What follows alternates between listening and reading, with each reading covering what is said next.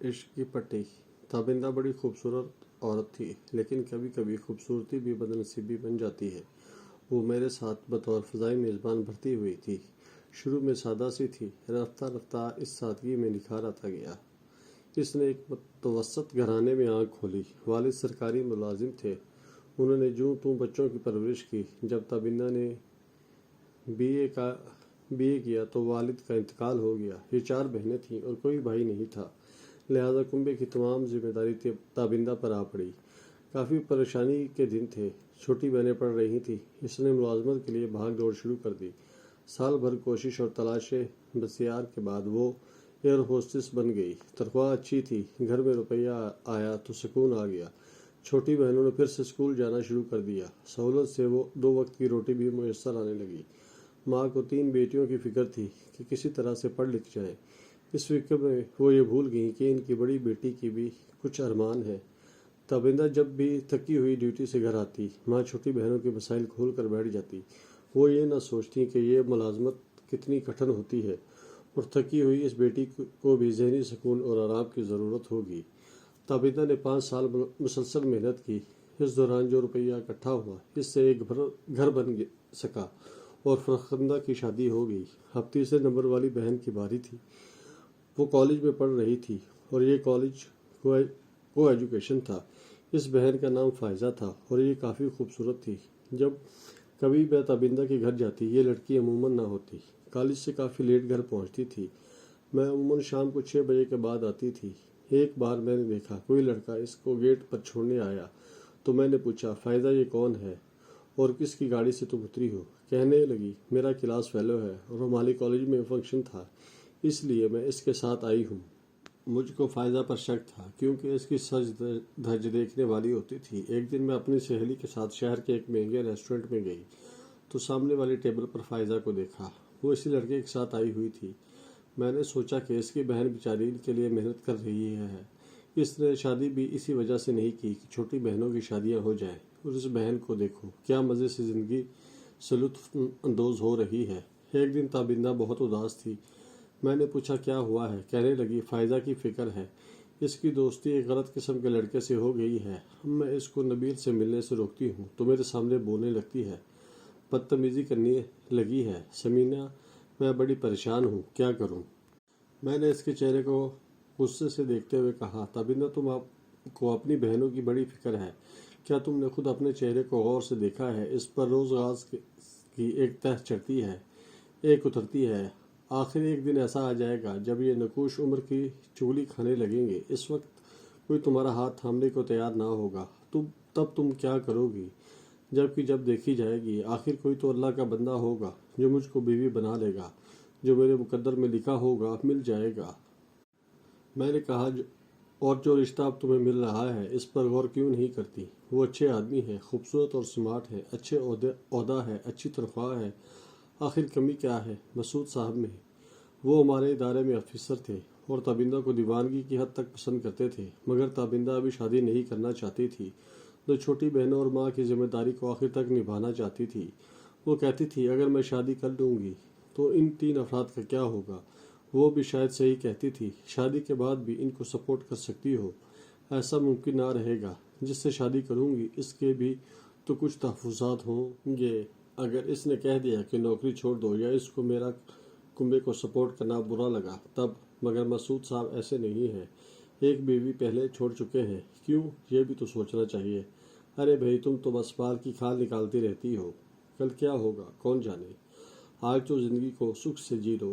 مجھے کو بس اسی بات میں سکھ ملتا ہے کہ میری بہنوں کی تعلیم مکمل ہو جائے، میں ان کا کچھ جہیز بنا لوں، پھر ان کی شادیاں ہو جائیں۔ میں اپنی زندگی کو تو بس یہی ہے، آسمانوں پر پرواز، اور جب زمین پر اترو تو تھکن سے گہری نیند سو جاؤ۔ ہاں، پیسہ کمانا آسان نہیں، لیکن جب میں اپنی کمائی اپنے کام نہ آ سکے تو ایسی جدوجہد، ایسی تھکن کا کیا فائدہ؟ تم انتہا پسند ہو۔ ارے بھائی، لڑکیاں میکے والوں کو بھی مدد کرتی ہیں اور اپنی خوشیاں بھی پوری کر لیتی ہیں، اپنی بھی کوئی زندگی ہوتی ہے۔ تابندہ، ہم کولیگس کی باتوں کا اس پر ذرا بھی اثر نہ ہوتا تھا۔ وہ وہی کرتی جو وہ ٹھیک سمجھتی تھی، اور وہ ٹھیک یہ سمجھتی تھی کہ مزید 10 سال اور بہنوں کے لیے کمائی کرتی رہے، ان کو تعلیم دلائے، ان کا جہیز بنائے، پھر ان کی شادیاں کرے، اور مزید 10 سال کا مطلب تھا کہ وہ 40 سال کی ہو جائے۔ بھلا اس عمر میں کون کسی لڑکی کا ہاتھ پکڑتا ہے اور اس کے ساتھ شادی کرتا ہے؟ وقت گزرتا گیا، میری شادی ہو گئی۔ شادی کے 1 سال بعد مجھے سروس چھوڑنی پڑی، کیونکہ شوہر کو میرا گھر سے رات کو باہر رہنا پسند نہ تھا۔ حالانکہ شادی سے پہلے انہوں نے مجھ سے یہی کہا تھا کہ تمہاری مرضی ہے، ملازمت کرو یا چھوڑ دو، میں تم کو مجبور نہیں کروں گا۔ لیکن جب میری فلائٹ ہوتی، ظاہر ہے کہ رات کی ڈیوٹی بھی ہوتی، تب میری ساس کہتی تھی اگر تم اس طرح شوہر کو چھوڑ کر رات کی ڈیوٹی کرو گی تو میں اپنے بیٹے کی دوسری شادی کرا دوں گی۔ انہوں نے میرے دل میں کچھ ایسا خوف پیدا کر دیا کہ میں نے آخرکار نوکری چھوڑ دی۔ تب بھی مجھ کو تابندہ کی بات یاد آئی کہ دوست، پتہ نہیں شادی کے بعد وہ مجھے نوکری کرنے دیں گے کہ نہیں، تب میں اپنے کنبے کی کفالت کیوں کر پاؤں گی۔ فائزہ نے بھی یہ کر لیا، مگر وہ گھر سے غائب رہنے لگی۔ اکثر وہ اپنے بوائے فرینڈ کے ساتھ ہوتی تھی۔ ماں روکتی یا بہن منع کرتی تو صاف صاف کہتی کہ یہ میری زندگی ہے، میری مرضی ہے کہ میں کیسے جیوں۔ تابندہ فائزہ کے لیے بہت پریشان تھی۔ ایک دن گھبرا کر مجھے فون کیا کہ یہ لڑکی کسی طور قابو میں نہیں آ رہی، کیا کروں؟ اس کی شادی کر دو۔ میں نے مشورہ دیا کہ خس کم جہاں پاک، وہ لڑکا ٹھیک نہیں ہے سمینا، تم کو کیسے پتہ ہے؟ میں نے معلوم کیا ہے، اس کے غلط قسم کے دوستوں سے رابطے ہیں اور وہ فائزہ کے پیسے پر عیش کرتا ہے۔ تم کیا جانو، ہر وقت امی سے بس پیسے مانگتی رہتی ہے۔ اس طرح تو جہیز بننے سے رہا، اور پھر اب تو حد ہو گئی ہے، رات بھر گھر سے غائب رہنے لگی ہے۔ میں ڈیوٹی پر ہوتی ہوں، چھوٹی بہن سو جاتی ہے اور یہ رات کو چلی جاتی ہے۔ امی بیچاری تمام رات جاگ کر اس کی راہ تکتی رہتی ہیں۔ وہ تو اس ٹینشن سے بیمار پڑ گئی ہیں۔ ارے بھائی، اس لڑکے سے کر دو، اگر نہیں مانتی تم کب تک روکو گی؟ وہ کورٹ میرج کر لے گی تو کرے، تب جہیز تو نہ دینا پڑے گا۔ آخرکار فائزہ نہ مانی۔ تابندہ نے اس لڑکے کو دھمکیاں بھی دلوائیں، پولیس سے جھاڑ پڑوائی، مگر کسی بات کا اثر نہ ہوا۔ جتنا اس کو روکتے تھے وہ اور شیر ہو جاتا تھا۔ اصل بات یہ تھی کہ اس کو فائزہ کی شے تھی، جو تابندہ کو کہتی تھی تم بھی ڈیوٹی کے بہانے گھر سے باہر رہتی ہو، پھر مجھ کو کس کے کیے کہتی ہو؟ پہلے اپنے گریبان میں تو جھانکو۔ تھک ہار کر اس نے ہار مان لی۔ ماں سے کہا امی جان، ابھی ہم سے برداشت نہیں ہوتا کہ محلے والے ہم پر انگلیاں اٹھائیں، فائزہ راتوں کو باہر جائے، کسی دن وہ لوگ ہم کو محلے سے نکال دیں گے، اچھا ہے کہ اس کی شادی نبیل سے کر دیں، پھر ہم اس سے تعلق نہ رکھیں گے۔ تابندہ ہار گئی، اس نے فائزہ کی شادی نبیل سے کر دی۔ وہ بے غیرت کہتا تھا کہ جہیز بھی دو اور اتنی رقم بھی دو، تم ایئر ہوسٹس ہو، اتنا کماتی ہو، راتوں کو ڈیوٹی کرتی ہو۔ شادی کے کچھ عرصہ بعد تک بھی وہ فائزہ کے ساتھ تابندہ کے گھر رہا۔ آخر تابندہ نے کہہ کر ان کو جانے پر مجبور کر دیا کہ اب تم لوگوں کی شادی ہو گئی ہے، اپنے گھر جا کر رہو، یہاں کیوں رہ رہے ہو؟ نبیل بیوی کو لے گیا، کرائے پر مکان لے لیا اور وہاں یہ رہنے لگے۔ اب فائزہ کو پتہ چلا کہ نبیل کی کیا کرتوت ہے اور پیسہ کیسے کماتا ہے۔ سب غلط قسم کے دھندے تھے۔ اس کے دوست چور اور ڈکیت تھے۔ یہ ڈکیتی ڈال کر لوگوں کو لوٹتے اور اس سے عیش کرتے۔ فائزہ بری طرح پھنس گئی تھی، مگر اب بھاگ کر کہاں جا سکتی تھی؟ طلاق لیتی تب بھی نبیل اس کو زندہ نہ چھوڑتا۔ اس کا تعلق ایسے گروہ سے تھا کہ وہ ڈکیتی کرتے وقت بندوں کو جان سے مارنے میں ذرا سا تعامل بھی نہ کرتے تھے۔ کافی دنوں تک کہیں سے رقم ہاتھ نہ آئی۔ نبیل نے فائزہ سے کہا کہ جا کر اپنی بہن سے روپیہ لاؤ، گھر میں تنگ دستی ہے، تمہاری بہن ہزاروں کما رہی ہے، کس کام کا ہے اس کا روپیہ؟ فائزہ آئی، ماں سے رویا۔ ماں نے کہا اسی وجہ سے منع کرتے تھے کہ اس سے شادی مت کرو، اب آیا سمجھ میں، تم روز پیسے لینے آ جاتی ہو، آخر کب تک تم کو اور تمہارے شوہر کو شراب اور کباب کے لیے خون پسینے کی کمائی دیں گے؟ فائزہ رونے لگی کہ اماں روپے نہیں لے کر جاؤں گی تو وہ مارے گا، کہتا ہے کہ تیری بہن نے تو بڑا سونا دولت ڈالر اور پاؤنڈ اکٹھے کر رکھے ہیں، وہ کس کے لیے یہ سب جمع کر رہی ہے اور یہ ہمارے ہی کام تو آئیں گے۔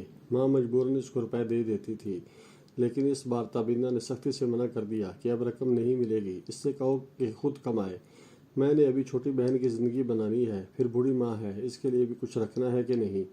جب روپے نہ ملے، فائزہ نے جا کر شوہر کو بتایا کہ اب آپ ہی ایک دھیلا دینے کو تیار نہیں، تم ان کو بہت لوٹ چکے ہو۔ کہنے لگا میں خود جاؤں گا، دیکھوں گا کہ کیسے نہیں دے گی۔ اس روز تابندہ کا آف تھا۔ وہ 2 دن کی لمبی فلائٹ کر کے تھکی ہوئی آئی تھی، لہٰذا لباس تبدیل کر کے اور نہا دھو کر سو گئی۔ جانے کس وقت اور کس طرح بیرونی دروازے کو چابی سے کھولا گیا، اور یہ چابی نبیل نے تب ہی ڈپلیکیٹ بنوا لی تھی جب وہ یہاں رہتا تھا۔ اس روز تابندہ کی امی اور چھوٹی بہن بڑی بہن فرخندہ کے پاس رہنے کو گئی ہوئی تھیں۔ ملازم نے چھٹی کر لی تھی اور تابندہ گھر میں اکیلی تھی، اس لیے وہ گھر کو لاک کر سو گئی تھی۔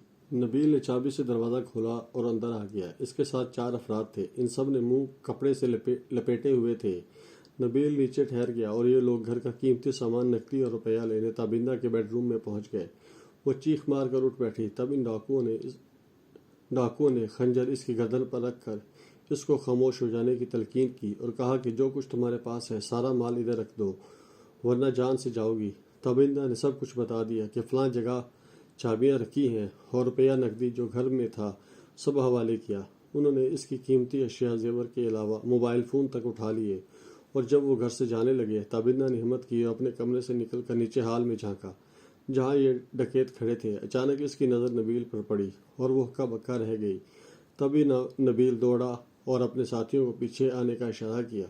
وہ سیدھا تابندہ کی طرف پہنچا اور اس کو قبضے میں کر لیا، پھر گھسیٹتا ہوا اس کے بیڈ روم میں لے آیا۔ کہنے لگا، اگر تم اوپر سے نہ جھانکتی تو میں کبھی تم کو ختم نہ کرتا۔ بھلا سونے کے انڈے دینے والی مرغی کو کون مارتا ہے؟ مگر تم نے بڑی غلطی کی ہے، مجھ کو دیکھ لیا ہے۔ اب تم گواہی دو گی کہ تمہارے گھر کس نے ڈاکہ ڈالا ہے۔ اب تو تم کو ٹھکانے لگانا ہی پڑے گا۔ بس اس نے تابندہ کو اپنی باقی ساتھیوں کے ساتھ آنے واحد میں گلا کاٹ کر ڈھیر کر دیا اور خود اس کے کمرے کو بھیڑ کر نقدی زیور اور قیمتی اشیاء لے کر بھاگ گیا۔ صبح جب دودھ والا آیا، اس نے دیکھا کہ کمرے سے خون کی ایک لکیر باہر آ رہی ہے اور وہ چونک گیا اور اس نے محلے والوں کو بتایا، جنہوں نے پولیس کو اطلاع کر دی۔ پولیس آ گئی اور وہ لوگ اندر گئے۔ اس کا گلا کٹا ہوا تھا اور خون تمام جسم سے نکل کر فرش پر بہہ گیا تھا۔ پولیس نے قتل کی تفتیش شروع کر دی۔ چند دنوں میں ہی وہ لڑکے گرفتار ہو گئے جنہوں نے واردات میں نبیل کا ساتھ دیا تھا، اور وہ موبائل کی وجہ سے پکڑے گئے تھے کیونکہ جاتے جاتے وہ تابندہ کے موبائل فون لے گئے تھے۔ ان کو پولیس نے پکڑا اور اپنے طریقے سے تفتیش کی تو انہوں نے بتا دیا نبیل ان کے ساتھ تھا۔ اسی نے بیرونی دروازہ کھولا اور اپنی سالی کے گھر ڈکیتی کرائی۔ اس کا تابندہ کو مارنے کا کوئی ارادہ نہ تھا۔ پھر جب تابندہ نے اس کو دیکھ لیا تو پھر اس نے شہادت ختم کرنے کے لیے اپنی سالی کو مار دیا۔ مارنے میں ہم 4 افراد نے مدد کی تھی۔ آج کل یہ سب حوالات میں ہیں، مقدمہ چل رہا ہے۔ قاتل تو پکڑے گئے، مگر جانے کب مقدمے کا فیصلہ ہو۔ جو بھی ہو، مگر بیچاری تابندہ تو جان سے گئی۔ اس کے قتل ہو جانے کا ہم سب کو بہت دکھ اور افسوس ہے۔ دکھ اس لیے زیادہ ہے کہ وہ اچھی لڑکی تھی اور اپنے کنبے کی واحد کفیل تھی۔ جانے کب سے دکھ اٹھا کر اپنی بہنوں کو پال رہی تھی، اور اسی بہن کی وجہ سے قتل ہوئی جس سے وہ پیار کرتی تھی۔ منع کرتی تھی کہ نبیل سے شادی مت کرو، یہ غلط آدمی ہے، مگر فائزہ کی آنکھوں پر تو عشق کی پٹی بندھی تھی، وہ کیسے مانتی؟ آج شاید فائزہ بھی پچھتاتی ہو، مگر اب کیا حاصل جب تابندہ جیسی ہیرا لڑکی کھو گئی۔ اب اس کی سب سے چھوٹی بہن کو اس کی جگہ ملازمت مل گئی ہے۔ وہ ماں کی کفالت کی خاطر اپنی بڑی بہن کی طرح کٹھن راہوں کی مسافر ہو گئی ہے۔ خدا ایسی مجبوریاں کسی کو نہ دے۔ عورت تو گھر بسانے کے لیے بنائی گئی ہے، مگر کبھی کبھی دوسروں کی خاطر گھر کی جنت کو چھوڑ کر کٹھن ملازمتوں میں زندگی کو خرچ کرنا پڑ جاتا ہے۔ میری دعا ہے کہ خدا تابندہ کو جنت میں جگہ دے اور اس کے قاتل کیفر کردار تک پہنچے۔